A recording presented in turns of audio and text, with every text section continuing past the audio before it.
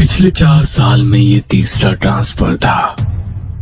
पापा के साथ हम पांचों, हम 4 भाई बहन और माँ भी बार बार इस तरह सामान लेकर यहाँ से वहाँ भागते परेशान हो चुके थे। सबसे ज्यादा दिक्कत आती थी बार बार स्कूल बदलने में। नया माहौल, नए लोग। जब तक हम थोड़ा संतुलित हो पाते, पापा एक नई जगह जाने का आदेश सुना देते।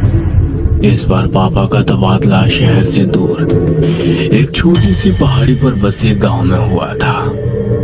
हम चारों का मुंह लटका हुआ था। एक तो गांव, वो भी इतना पिछड़ा हुआ, न ढंग का स्कूल होगा न रहने की जगह। ऊपर से हमारे बड़े परिवार का छोटे मोटे मकान में गुजारा भी नहीं था। पापा ने बताया कि रहने के लिए डाक विभाग की ओर से एक पुराना बंगला तैयार कर दिया गया है, कोई दिक्कत नहीं आएगी। भारी मन से हमने अपना शहर वाला मकान छोड़ा और पहाड़ी के लिए निकल पड़े। हम 4 भाई बहनों में सबसे बड़ा मैं, रवि, फिर मुझसे छोटा सचिन, फिर हमारी 2 छोटी बहनें, एक विनी जो 14 साल की थी और सबसे छोटी सोनी थी।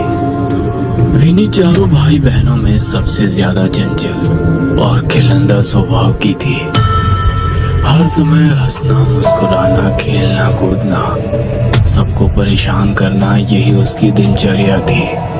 हम नए बंगले में पहुंच चुके थे। बंगला हमारे अंदाजे से कहीं गुना बड़ा था। बंगले का एक भाग हमारे रहने के लिए साफ किया गया था।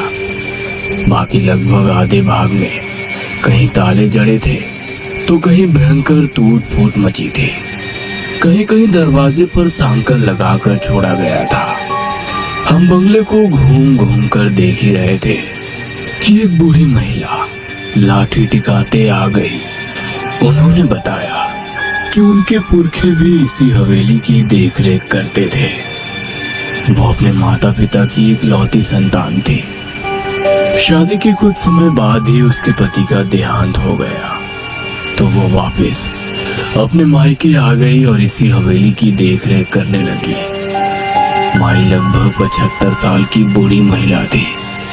हमारे परिवार को देखकर उन्होंने मेरी दोनों छोटी चुलबुली बहनों के सर पर प्रेम से हाथ फेर कर कहा, अल्लाह हाफिज। आप मुस्लिम हैं? माँ ने कुछ अजीब से भाव चेहरे पर लाकर कहा, जी मैडम, एक बात का ख्याल रखिएगा, बच्चियां बंगले के दूसरे हिस्से में ना जाने पाए। बच्चियों से मतलब क्या है आपका? मेरा मतलब बच्चे या बड़े कोई भी बंगले के दूसरे भाग में ना जाने पाए। जितना हिस्सा साफ किया है उतना ही भाग इस्तेमाल में लाए, समझे? लेकिन क्यों? ऐसा क्या है वहाँ? कुछ नहीं, बस बरसों से खाली पड़ा है और अधिकतर हिस्सा टूटा फूटा है। कोई दुर्घटना ना हो जाए इसीलिए एहतियातन कह दिया बस। बाकी जैसा आप लोगों की मर्जी। वो अपनी लाठी टेक कर जाने लगी। आप इस बंगले में नहीं रहती हैं? माँ ने हैरानी से पूछा। नहीं नहीं, मैं तो पास ही में बनी छोटी सी बस्ती में रहती हूँ। यहाँ से ज्यादा दूर नहीं है। अगर कभी कोई जरूरत हो तो बुला लीजिएगा। हम लोग घूम घूम कर पूरे घर का मुआयना करने लगे। पापा और माँ घर का सामान सही करने में व्यस्त हो गए। इतनी बड़ी हवेली में तकरीबन 20 कमरे थे, जिसमें से लगभग 10 कमरे बंद थे, यह जर्जर हालत में थे। बाकी के 10 कमरों में से 4 तो हमने अपने लिए पसंद कर लिए थे। बाकी बचे कमरों में सामान लगाने के बाद भी 2 कमरे बचे ही थे। ये बचे 2 कमरे मेरी दोनों शैतान बहनों के खेलने का मैदान बन चुके थे। हमारा दाखिला गांव के ही स्कूल में करा दिया गया था। पापा को मिली सरकारी गाड़ी से हम जब तक आसपास के सुंदर दृश्य देखने निकल जाते थे। पहाड़ी इलाके बेहद खूबसूरत होते हैं। पहाड़ों में प्राकृतिक सुंदरता के अतिरिक्त एक और चीज बहुत प्रसिद्ध होती है, वो है यहाँ के काले जादू और भूत प्रेत की कहानियां। मेरे सहपाठी अक्सर मुझे यहाँ वहाँ के भूतिया किस्से सुनाकर डराते रहते थे। मैं भी घर आकर अपने छोटे भाई बहनों को डराने के उद्देश्य से वो कहानियां और भी मिर्च मसाला लगाकर सुनाता। जब वो तीनों अक्सर डर से रोने लगते तो मुझे अपनी जीत का एहसास होता और मेरे चेहरे पर मुस्कान खिल जाती। हमें यहाँ आए अभी कुछ ही दिन हुए थे। मैं छोटे भाई सचिन के साथ क्रिकेट खेल रहा था। मुझसे तीनों बच्चों का ख्याल रखने का बोलकर माँ काम निपटाकर निश्चिंत होकर सोने चली गई थी। दोनों छोटी बहनें भी खाली पड़े कमरों में धमा चौकड़ी मचा रही थी। जाने क्या हुआ, अचानक एक तेज चीख की आवाज सुनाई पड़ी। मैं और सचिन बैट बॉल वहीं फेंककर तेजी से अंदर की ओर भागे। चीख की आवाज सुनकर माँ भी अपने कमरे से दौड़ती हुई बाहर निकल आई थी। हम दौड़ते हुए हॉल में पहुंचे। वहां कोई नहीं दिखाई दे रहा था। सोनी के रोने की लगातार आवाजें आ रही थी। मुझे समझती देर ना लगी कि सोनी की रोने की आवाज हवेली की दूसरी भाग से आ रही है। मैंने सचिन का हाथ पकड़ा और दौड़ते हुए हवेली के वर्जित भाग में घुस गया। हर तरफ मकड़ी के जाले और धूल का अंबार लगा हुआ था। सामने देखा तो विनी नीचे बेहोश पड़ी थी और सोनी उसके पास खड़ी जोर जोर से रो रही थी। लगभग उसी समय माँ भी हमारे पास पहुंची। विनी को बेहोशी की हालत में देखकर माँ की चीख निकल गई। किसी तरह विनी को लेकर हम बाहर हवादार कमरे में आए। सोनी को पुचकार कर चुप कराने के बाद मैंने उससे पूछा, तुम चीखे क्यों और विनी कैसे बेहोश हो गई? भैया, मैं नहीं चीखी। मैं तो विनी को खोजती हुई बाहर हॉल में गई थी। वो शायद अंदर वाले कमरे में छिपने गई थी। उसकी चीख की आवाज सुनकर मैं भाग कर आई तो वो ऐसे नीचे पड़ी हुई थी। सोनी ने सुबकते हुए बताया। माँ विनी को देखकर रोने लगी थी। मेरी हालत भी खराब हुए जा रही थी। माँ को संभालूं, सोनी को संभालूं या फिर बेहोश पड़ी विनी को देखूं। सचिन दौड़कर 2 गिलास पानी ले आया। एक गिलास माँ को थमाकर दूसरे से विनी के चेहरे पर छींटे मारे तो वो धीरे धीरे होश में आने लगी। विनी को कुशल मंगल देखकर माँ और सोनी का रोना थम गया था। माँ ने प्यार से विनी के सर पर हाथ रखकर पूछा, क्या हुआ बेटा, तुम बेहोश कैसे हो गई? माँ, मैं छिपने के लिए जगह ढूंढ रही थी। वहाँ उस कमरे के दरवाजे पर साकल बंद थी और उस पर रक्षा सूत्र बंधा हुआ था। मैंने उसे खोलकर कमरे में जैसे ही प्रवेश किया, वहाँ सब धुआं धुआं सा दिखने लगा। कुछ अजीब सी महक आ रही थी। वहीं से मैंने बाहर निकलने की कोशिश की तो लगा जैसे बाहर आने का रास्ता ही खो गया है। मुझे बहुत डर लग रहा था, इसीलिए मैं डर के मारे चीख पड़ी। उसके बाद मुझे नहीं पता मैं यहाँ कैसे आई। विनी ने पानी पीते हुए बताया। मतलब तुम कमरे के अंदर थी तो बाहर कैसे निकली? तुम तो कमरे के बाहर नीचे पड़ी हुई थी, सचिन ने कहा। मुझे नहीं पता भैया, लेकिन मुझे बहुत डर लग रहा है। अब मैं कभी उस तरफ नहीं जाऊंगी। विनी ने जवाब दिया।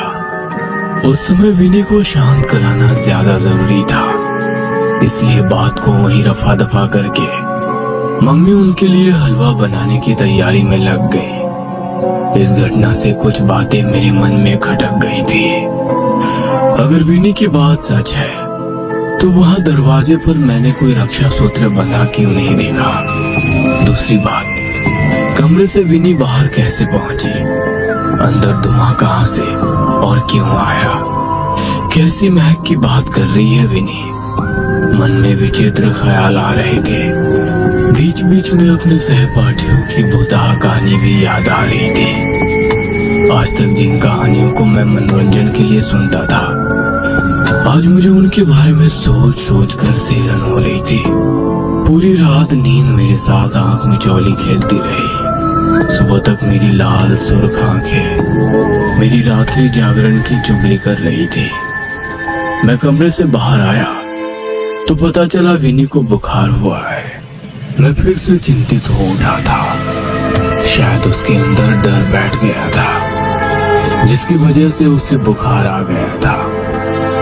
दिन भर मम्मी विनी की खातिरदारी में लगी रही, लेकिन उसका बुखार कम होने का नाम ही नहीं ले रहा था।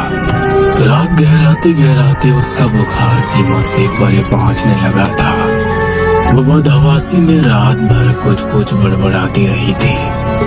सुबह होते ही पापा की सरकारी गाड़ी में उसे अस्पताल ले जाया गया। अगले 3 दिन इसी तरह बुखार में तड़पते बीत गए। मम्मी पापा हॉस्पिटल में ही विनी के पास ही थे।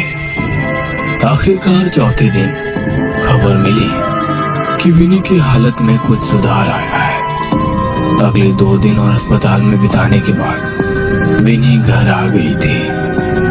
विनी हम सबकी जान थी। उसके घर आने से हम सबके चेहरे की रौनक लौट आई थी। सब लोग धीरे धीरे सामान्य हो रहे थे, बस एक को छोड़कर। विनी अब पहले की तरह उछल कूद नहीं करती थी। अक्सर एक जगह पर गुमसुम सी बैठी रहती या हमें खेलते देखती रहती। पहले तो हमने इसे बीमारी की वजह से पैदा हुई चिड़चिड़ाहट और कमजोरी समझा, लेकिन ये सिलसिला अंतहीन हो गया। विनी अब कम ही बात करती थी। ज्यादातर समय वो अपने कमरे में ही बिताती थी। समय अपनी गति से आगे बढ़ रहा था। यही सब चलते चलते लगभग 6 महीने बीत गए थे। हम लोग बहुत कोशिश करते कि वो हमारे साथ खेले कूदे, मुस्कुराए, लेकिन उसके चेहरे पर कोई भाव ही नहीं आते थे। वो यूं ही भावहीन सी एकटक शून्य में ताकती रहती। ज्यादा जोर जबरदस्ती करने पर वो उठकर अपने कमरे में चली जाती और दरवाजा बंद कर लेती। माँ पापा उससे पूछ पूछ कर थक चुके थे कि आखिर क्या बात है, लेकिन उसकी तरफ से कोई जवाब नहीं मिलता था। फिर एक दिन पापा बहुत उत्साहित से होकर घर घुसे।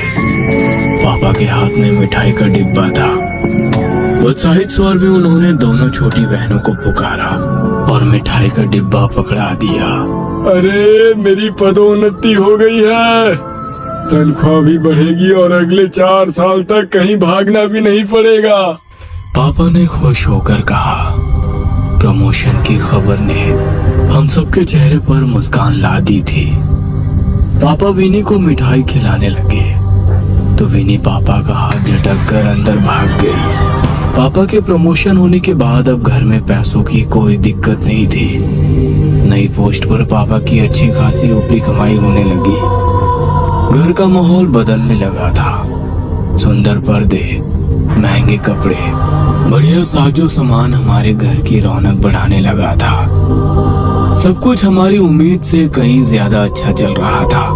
इतना कि कहीं ना कहीं इस चमक धमक में हम विनी के व्यवहार को नजरअंदाज करने लगे। धीरे धीरे साल बीतने को आया था। मेरी प्यारी सी चुलबुली बहन अब एक गंभीर सी लड़की बन गई थी। स्कूल में भी उसका प्रदर्शन खराब होता जा रहा था। किसी तरह समझाने बुझाने पर उसने परीक्षा तो दे दी, लेकिन अगले साल उसने स्कूल जाने से साफ मना कर दिया।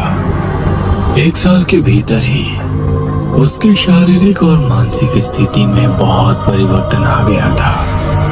वो छोटी बच्ची अब एक परिपक्व सी लड़की नजर आने लगी थी। मेरा दाखिला भी कॉलेज में हो गया था। मैं देर रात तक जाग कर अपने असाइनमेंट बनाता था। उस रोज रात में पढ़ते पढ़ते मैं काफी देर तक जाग रहा था। अचानक मुझे किसी के फुसफुसाकर बात करने की आवाज सुनाई पड़ी। आवाज मर्दानी थी। मैं कुछ शंकित सा हो उठा। धीमे धीमे सदे हुए कदमों से मैं हॉल में पहुंचा तो आभास हुआ कि आवाज विनी के कमरे से ही आ रही है। मैंने चुपके से झांक कर विनी के कमरे में देखा तो वो एक दीवार की ओर मुड़ करके फुसफुसाते हुए कुछ बात कर रही थी। कमरे में विनी के अलावा कोई नहीं था और सबसे ज्यादा मुझे उसकी आवाज विचलित कर रही थी। दिन भर एक शब्द मुंह से ना निकालने वाली लड़की आधी रात को दीवारों से मर्दाना आवाज में बात कर रही थी। किसी तरह मैंने अपनी चीख को गले में ही दबाकर वहां से निकलना उचित समझा। रात काफी हो चुकी थी। मैंने फिलहाल किसी को भी जगाना ठीक नहीं समझा। उस रात मैंने कैसे करके एक एक पल बिताया मैं शब्दों में बयान नहीं कर सकता। सुबह होते ही मैंने मम्मी पापा को सारी बात बताई। माँ किसी अनहोनी की आशंका से कांप उठी थी। माँ और पापा चुपचाप किसी तांत्रिक या ओझा की खोज करने लगे। 2 दिन बाद एक मुस्लिम तंत्र मंत्र वाला मिला। माँ और पापा को उस तांत्रिक ने कुछ भभूत पढ़ कर दी जिसे विनी के कमरे में छिड़कना था और घर के बाकी हिस्सों में भी छिड़कना था। किसी तरह विनी की नजर से बचाकर सारे घर में भभूत छिड़क दी गई। उस रोज कई साल बाद विनी ने अच्छी तरह से खाना खाया। 1-2 बार मुस्कुराई भी। माँ को तांत्रिक पर अटूट विश्वास हो गया था। अगले कुछ दिन हमारे लिए बेहद सुहाने रहे। विनी हमारे बीच कुछ देर के लिए आकर बैठती और 1-2 बार मुस्कुराती भी। उसके ठीक होने की उम्मीद भी बन सी गई थी। पापा ने तांत्रिक को विनी की हालत में हुए सुधार की जानकारी दी तो वो आत्मविश्वास से भर उठा। अगले दिन उसने हवेली में आकर पूरे घर को बाधा मुक्त करने का आश्वासन दिया। माँ ने तांत्रिक के कहे अनुसार सारा सामान पहले ही तैयार कर दिया था। तय समय पर वो हवेली पहुंचा। तंत्र की सारी तैयारी करने के बाद ओझा ने विनी को बुलाने का आदेश दिया। विनी तांत्रिक को देखकर रहस्यमय तरीके से मुस्कुराई। सफेद रंग की सलवार कमीज पर उसने कुछ अजीब तरह से दुपट्टा ओढ़ रखा था, बिल्कुल वैसे जैसे मुस्लिम महिलाएं नमाज के समय पहनती हैं। विनी को इस रूप में देखकर हम सभी सकते में आ गए थे। ओझा के नजदीक पहुंचकर वो फिर से मुस्कुराई और मर्दाना आवाज में कुछ फुसफुसाने लगी। देखते ही देखते ओझा वहीं जमीन पर गिर पड़ा।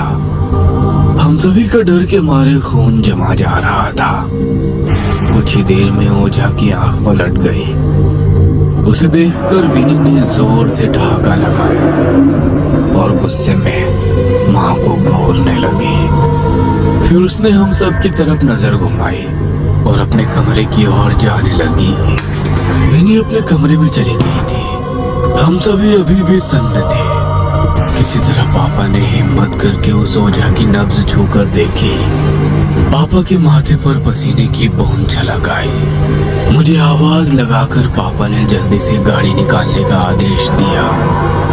ओझा की टूटती छूटती सी सांसें अभी भी चल रही थी और पापा उसे मरने नहीं देना चाहते थे। अनर्थ की आशंका से पापा के हाथ पांव कांप रहे थे। हम उसे किसी तरह अस्पताल में भर्ती कराकर रात तक घर लौट आए।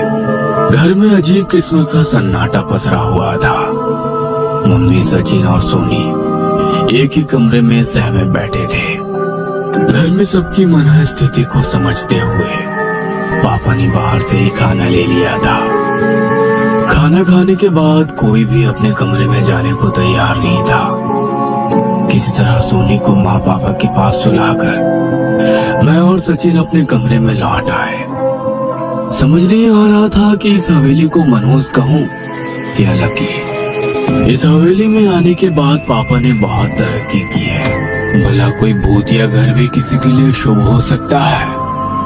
कहीं विनी को कोई मानसिक परेशानी तो नहीं हो गई जो वो ऐसी हरकतें कर रही है। लेकिन ओझा का उसी समय गिरना, डॉक्टर का कहना कि ओझा को हार्ट अटैक आया था, वो तो किसी को भी हो सकता है।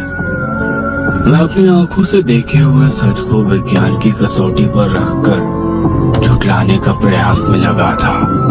रात के 12 बजे तक सचिन सो गया था, लेकिन मेरी आंखों में नींद नहीं थी। माँ, पापा और सोनी का हाल जानने के लिए मैं उनके कमरे की ओर जाने के लिए निकला तो देखा विनी पापा मम्मी के कमरे के बाहर खड़ी सिसक रही है।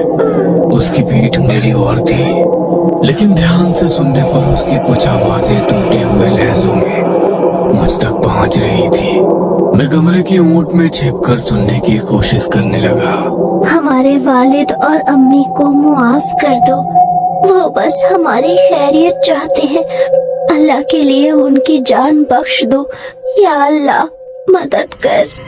विनी की आवाज मुझ तक पहुंची। विनी की भाषा सुनकर मेरे पूरे शरीर में अजीब सी झुरझुरी दौड़ गई। मेरे हिंदू परिवार में पली बड़ी बहन कब और कैसे इतनी शफाक उर्दू बोलने लगी, दिमाग काम नहीं कर रहा था। अचानक ही प्यास से मेरा गला सूखने लगा, याचना कर रही थी। क्या रहस्य है इस उर्दू का, मैं समझ ही नहीं पा रहा था। अगले कुछ दिन विनी ने अपने कमरे में ही बिताए।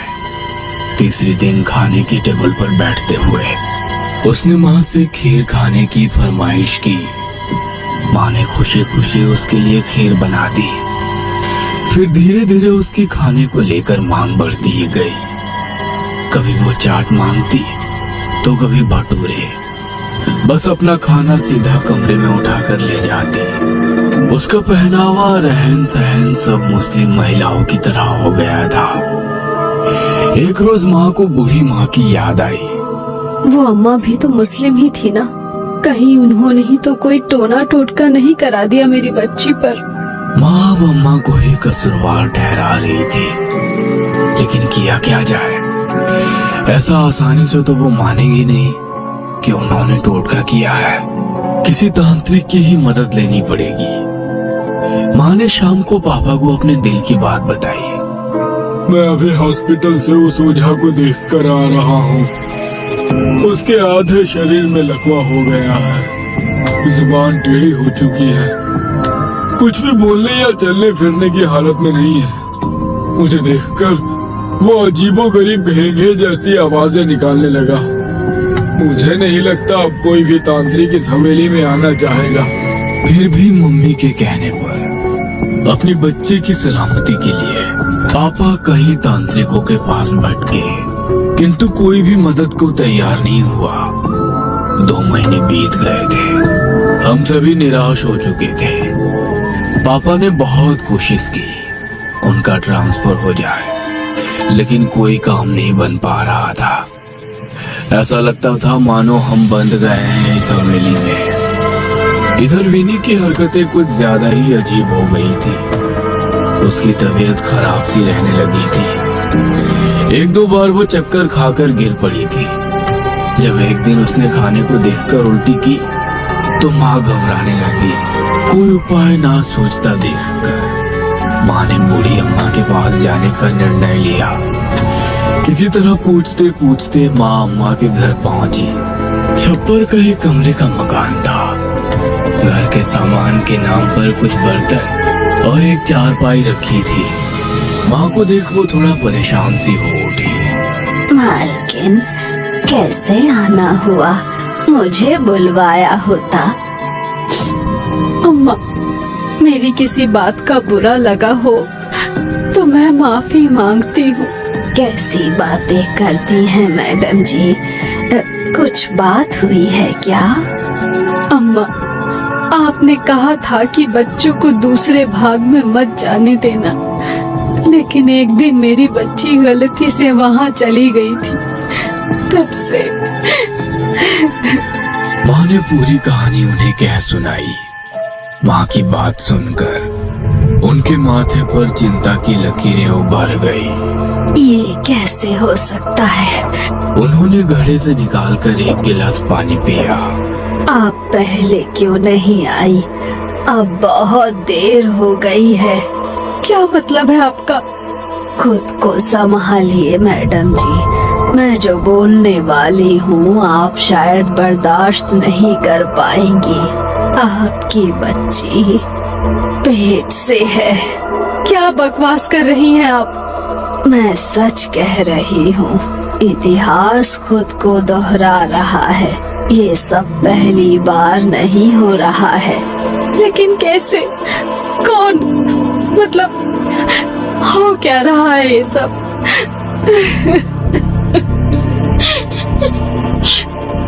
मैं आपको पूरी बात बताती हूँ। आप थोड़ा धैर्य रखिए। मैं अपने अम्मी अब्बू की इकलौती संतान नहीं हूँ। मेरी एक बड़ी आपा भी थी जिनका नाम रेशम था। मुझसे अब 15 बरस बड़ी थी। तकरीबन 90 बरस पहले की बात है। अब्बू डाक विभाग में चतुर्थ वर्गीय कर्मचारी थे।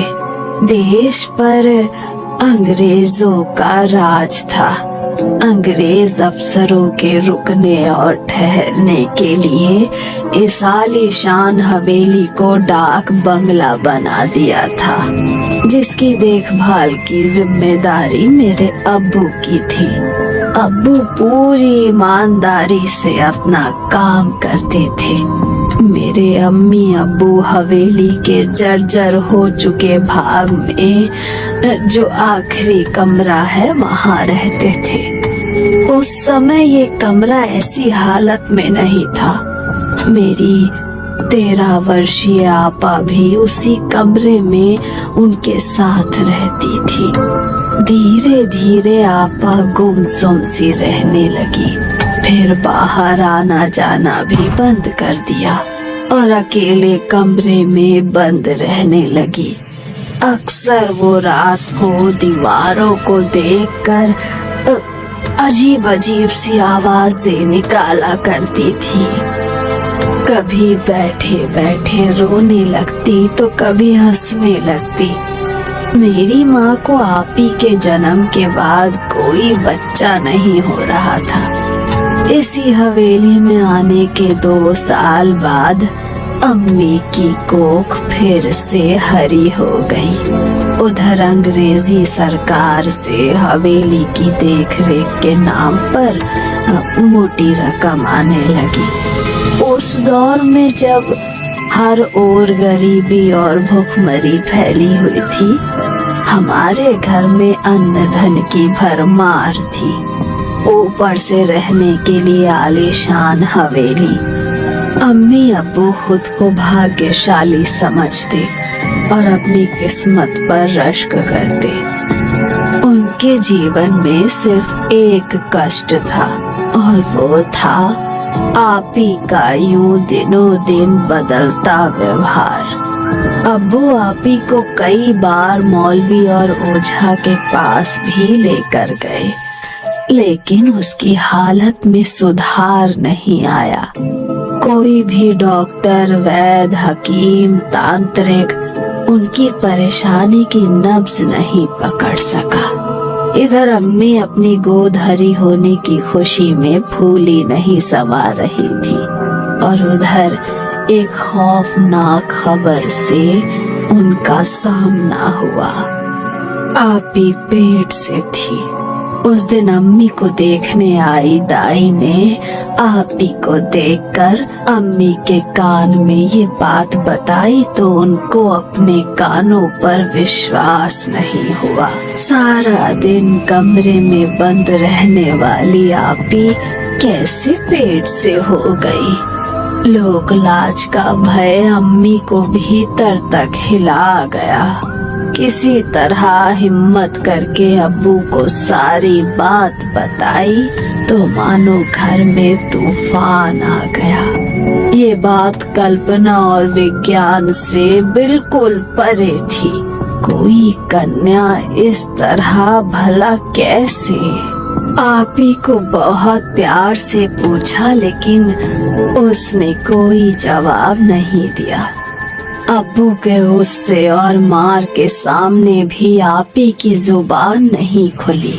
कोई और उपाय न सूझा तो आखिर में गांव के एक बुजुर्ग को अब्बू ने सारी बात बताई। उन चचा ने अब्बू को एक तांत्रिक का पता दिया। अब्बू रेशम आपा का पहना हुआ एक कपड़ा लेकर उस तांत्रिक के पास जा पहुंचे।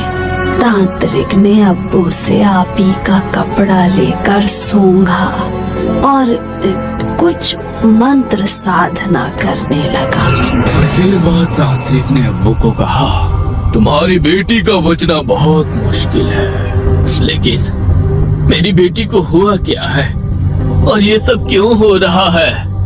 तुम्हारी बेटी पर किसी भूत प्रेत या आत्मा का साया नहीं है। अगर ऐसा होता तो मैं शायद तुम्हारी बेटी को बचा भी लेता। मतलब तुम्हारी बेटी के जिस्म को एक जिन ने अपने काबू में कर रखा है। जिन बहुत शक्तिशाली होते हैं, उन्हें रोकने की ताकत इंसान के पास नहीं है। जिनों की अपनी एक अलग दुनिया होती है। वो हमारी दुनिया में बिना किसी आह्वान के नहीं आते। जरूर किसी ने उसे अपने स्वार्थवश यहाँ बुलाया होगा, लेकिन मेरी बच्ची ही क्यों? आप मुझे कल तक का समय दो, मैं अपनी साधना से पता लगाता हूँ ये जिन यहाँ क्यों और कैसे आया है और आपकी बच्ची से क्या चाहता है। सारी रात आंखों में काटने के बाद अगले दिन सवेरे ही अब्बू तांत्रिक के पास पहुंच गए। मैंने सारी रात कब्रिस्तान में तंत्र साधना की है। आपकी बच्ची पर बहुत ही शक्तिशाली जिन का साया है। इस जिन को इसकी दुनिया में से खास मकसद के तहत बुलाया गया था। इस हवेली में रहने वाले सम्राट ने अपने अंधी महत्वाकांक्षा को पूरा करने के लिए एक ओझा को पैसा देकर जिनों की दुनिया का रास्ता मालूम किया। वो बहुत पहुंचा हुआ ओझा था। उसने अपनी महानता सम्राट के समक्ष सिद्ध करने के लिए जिनों की दुनिया के राज महाराज के समक्ष साझा कर दिए। जुनूनी सम्राट ने सब कुछ जल्दी और आसानी से पाने की जिद में जिनका आह्वान किया। अपनी दुनिया छोड़कर आने का क्रोध नेत्रों में भरकर जिन ने सम्राट से प्रश्न किया,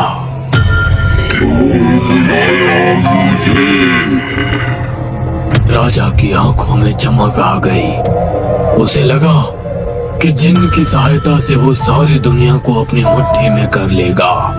मैं चांदपुर का सम्राट हूँ। तुम मेरी सेवा में हाजिर हुए हो।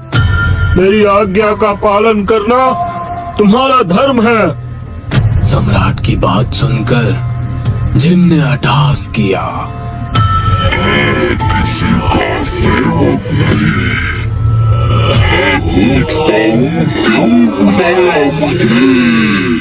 जिन दुगनी तेजी से चिल्लाया और अचानक से पहाड़ की तरफ ऊंचाई में फैलने लगा। यह सब देख राजा को घबराहट होने लगी। उसने तो ओझा की लिखी पुस्तक में पढ़ा था कि जिन इंसान को अपना आका समझकर उसकी हर मुराद पूरी करता है, किंतु ये तो अलग ही मिजाज का जिन है। इंसान ने जब जब अपने दायरे से बाहर निकलकर दूसरी दुनिया को जानने की उत्सुकता में कोई भी मूर्खतापूर्ण कदम उठाया है, तो उसे विनाश ही हासिल हुआ है। मनुष्य बेशक दुनिया का सबसे बुद्धिमान और ताकतवर जीव है, किंतु हर बार उसका अध्ययन और अनुमान सटीक बैठे ऐसा जरूरी तो नहीं। ओझा के अनुमान के उलट ये जिन सृजन नहीं, विनाश लेकर आने वाला था। जिन फिर से गुर्राया।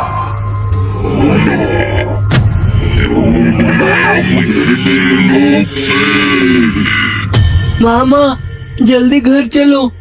सचिन ने आकर माँ को झिंझोरा। सचिन की आवाज से माँ वर्तमान में लौट आई। क्या हुआ? कोई खास बात है क्या? माँ खुद अपनी आंखों से चलकर देखो क्या हुआ है। घर पहुंचकर माँ ने जो देखा उससे उनका कलेजा मुंह को आ गया। माँ ने देखा कि मैं खड़ा खड़ा गिर रहा था। विनी दोहरी आवाज में कुछ बोल रही थी। एक आवाज उसकी खुद की थी जिसमें वो मदद के लिए पुकार रही थी, और दूसरी मर्दाना आवाज बहुत भारी और गरज के साथ आ रही थी। मर्दाना आवाज स्पष्ट नहीं थी, लेकिन इतना जरूर समझ आ रहा था कि वो कुछ धमकी भरी बात कर रहा है। विनी का शरीर पूरा अकड़ चुका था। गर्दन बाएं ओर झुकी हुई थी। मुंह से बेतहाशा गिरती लार ऊपर की ओर चढ़ी हुई आंखें, और दोनों हाथ मानो अलग अलग दिशा में मरोड़े हुए प्रतीत हो रहे थे। उसके खुले बिखरे बाल पूरे दृश्य को और भयावह बना रहे थे। दूसरी ओर सोनी दीवार की ओर मुंह किए जाने क्या बड़बड़ा रही थी। घर पहुंचते ही इतनी भयानक स्थिति देखकर माँ थर थर कांपने लगी। हाथ जोड़कर विनी और सोनी को छोड़ देने की गुहार करने लगी। माँ को देखकर सोनी भी गुस्से में माँ की ओर ही घूरने लगी। सब कुछ इतना अप्रत्याशित और डरावना था कि दिमाग तो जैसे अपना काम ही भूले बैठा था, और दिल कह रहा था किसी तरह अपनी जान बचाकर यहाँ से भाग लो। हमसे गलती हुई जो इस हवेली में रहने आ गए। तुम जो भी हो, हम कल ही ये हवेली खाली करके चले जाएंगे, फिर कभी लौट कर ना आने के लिए। बस मेरी बच्चियों को बख्श दो। माँ विलाप कर रही थी।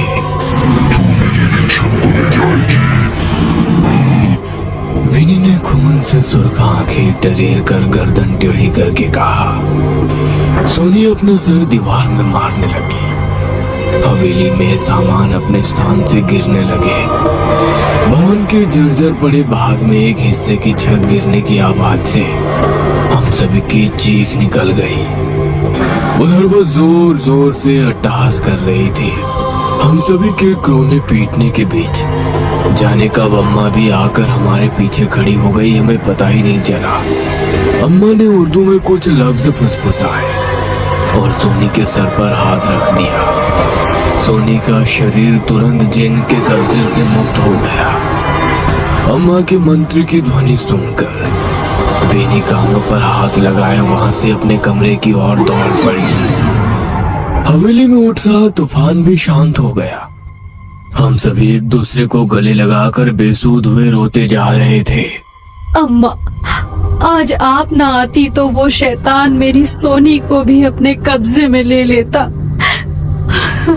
वो हम सबको कहीं नहीं जाने देगा। हम सब यही एक एक करके मारे जाएंगे। सचिन ने रोते हुए कहा। अम्मा, आप ही कोई उपाय सुझाइए। आप अपने मंत्र से मेरी विनी को भी ला दीजिए। मैं कुछ नहीं कर सकती मैडम। ये तो बस कुछ ही देर तक असर करेगा। उसके बाद जिन चाहे तो फिर से अपना कब्जा जमा सकता है। आप अपनी कहानी पूरी करिए। आगे क्या हुआ? मुझे पूरा सच जानना है। जिन का क्रोध बढ़ गया। उसने इफ्रित की मांग की। सम्राट इफ्रित का अर्थ नहीं समझ सका। उसने जिन को धन दौलत गहनों का लालच देने का प्रयत्न किया। जिन ने क्रोध में अपना आपा खो दिया और उसने सम्राट की उसी क्षण हत्या कर दी। उसके बाद जिन ने जो भी उसके सामने आया सबका खून पी लिया। पूरी हवेली लाशों से पटी पड़ी थी। धीरे धीरे लाश वहीं पड़ी सड़ने लगी। पूरे गांव में खबर फैलने के कारण कोई भी हवेली के आसपास तक नहीं आया। लाशों की सड़न, सीलन और हवेली में फैले घुप अंधेरे में जिनको सुप्त अवस्था में पहुंचा दिया।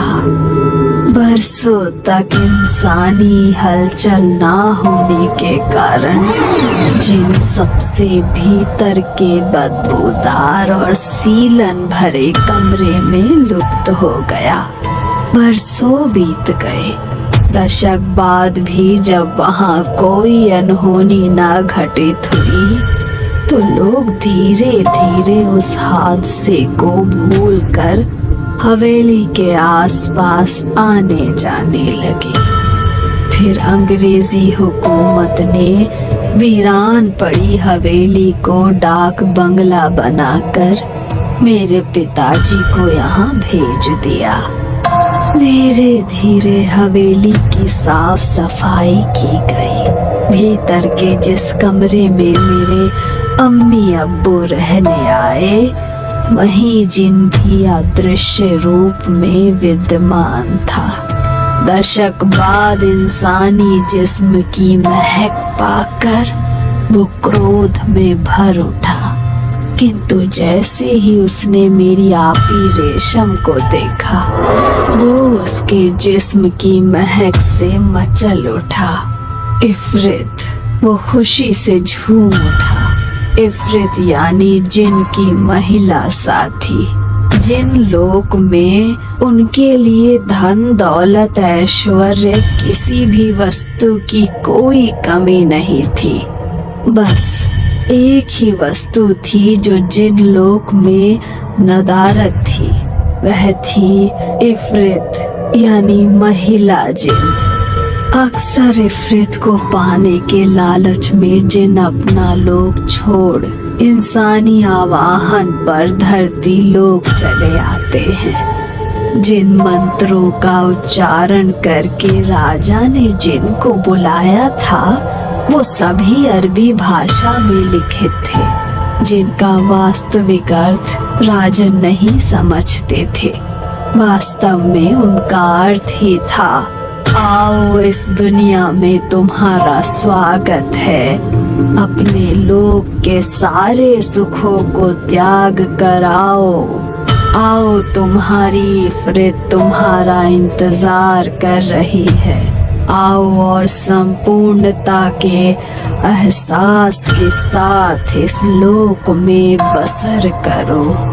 इफरित का साथ पाकर स्वयं को अन्य जिनों से श्रेष्ठ घोषित करो।